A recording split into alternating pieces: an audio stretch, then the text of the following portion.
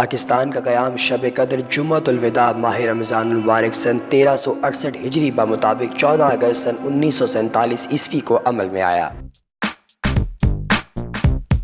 ظہور پاکستان کا یہ عظیم دن جمعۃ الوداع ماہ رمضان المبارک اور شب قدر جو 1000 مہینوں سے بہتر ہے اس میں ہوا۔ پاکستان کا قیام شب قدر جمعۃ الوداع ماہ رمضان المبارک 1368 ہجری بمطابق 14 اگست 1947 میں وجود میں آیا۔ ظہور پاکستان کا یہ عظیم دن جمعۃ الوداع ماہ رمضان المبارک اور شب قدر جو 1000 مہینوں سے بہتر ہے محض اتفاق نہیں ہے بلکہ خالق و مالک کائنات کی اس عظیم حکمت عملی کا حصہ ہے جس سے رمضان، قرآن اور پاکستان کی نسبت و تعلق کا پتہ چلتا ہے۔ یہ شب عبادت پاکستان کی سعادت پر اور یوم جمعۃ الوداع اس مملکت خداداد کی عظمت پر دلالت کرتی ہے۔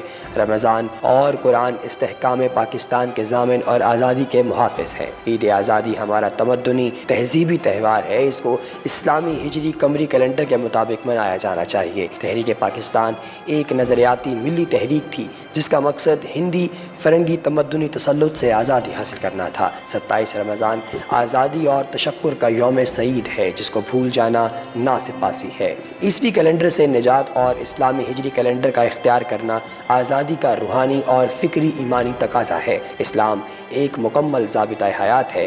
اس کا اپنا سیاست، معیشت و معاشرت، عدل و احسان، عفت و طہارت و تقویم کا نظام ہے جو ہجری قمری ہے اور دنیائے عرب میں رائج ہے۔ اسلامی عبادات و تاریخ کی روایت بھی ہجری قمری کیلنڈر کے حوالے سے ریکارڈ ہے۔ دو قومی نظریہ در حقیقت اسلام کے عقائد و اعمال کا نام ہے۔ قائد اعظم محمد علی جناح بانی پاکستان اس نظریاتی اساس کے پاسدار تھے۔ وہ قرآن حکیم ہی کو پاکستان کا آئین و قانون تصور کرتے تھے۔ علامہ محمد اقبال صرف اسلامی نظام کے حوالے سے ہی مسلمانان ہند کی تحریک آزادی کے علم بردار تھے۔ بانیان پاکستان کی فکر سے دوری آزادی کی برکات سے محرومی کا باعث ہو سکتی ہے۔ ہم اپنی آزادی کی حفاظت کے اہل بھی ہیں کہ نہیں؟ اگر ہم یوم آزادی کی تاریخ کو اسلامی حوالے سے تسلیم کرانے میں اس حد تک معذور ہیں تو آزادی کے تحفظ کی کیا ضمانت ہے؟ 14 اگست یوم آزادی پر مقتدر حضرات کا اعتراض یہ ہے کہ اگر 27 رمضان کو یوم آزادی منایا جائے تو رمضان کی وجہ سے کئی تقریبات عمل پذیر نہیں ہو سکتی۔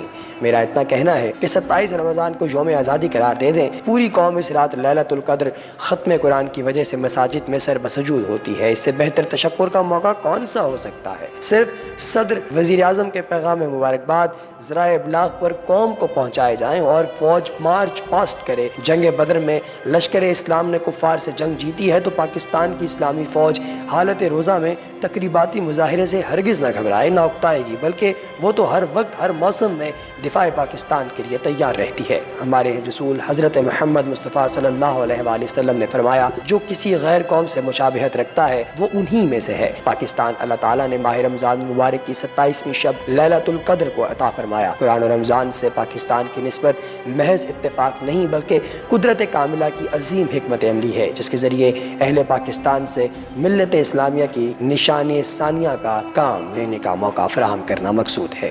پاکستان دنیا اسلام میں صرف ایک ملک ہے جو نظریاتی حوالے سے وجود میں آیا۔ اس کا نام پاکستان خود اس پر دلیل ہے۔